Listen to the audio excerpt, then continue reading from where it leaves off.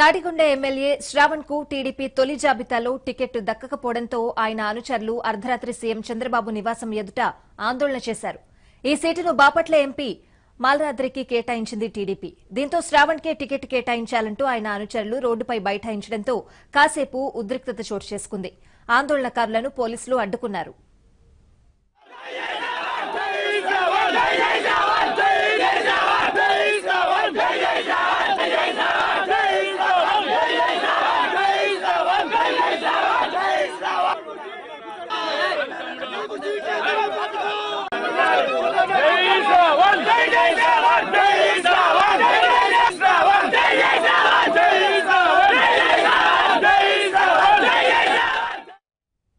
అర్ధరాత్రి ఆందోళన విషయం తెలిసి హుటాహుటిన అక్కడకు చేరుకుని అనుచరులను సముదాయించారు ఎమ్మెల్యే శ్రావణ్.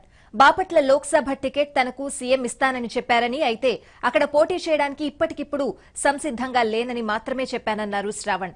కార్యకర్తలు అనుచరుల మనోభావాలను ఇవాళ సీఎం చంద్రబాబు దృష్టికి తీసుకెళ్తానన్నారు ఆయన.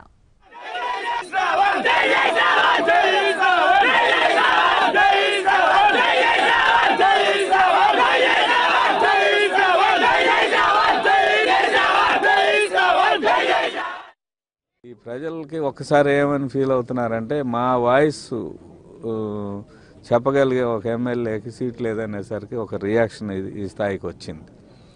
అయితే అధిష్టానం ముఖ్యమంత్రి గారి నిర్ణయంలోని లోతు అదేంటో మరి మనకు తెలియదు కదా. అందుచేత మరి ముఖ్యమంత్రి నిర్ణయం శిరోధార్యంగా నేను భావిస్తాను. వీళ్ళతో కూడా ఒకసారి మాట్లాడి వీళ్ళ మనోభావాలు వారికి తీసుకెళ్తాను.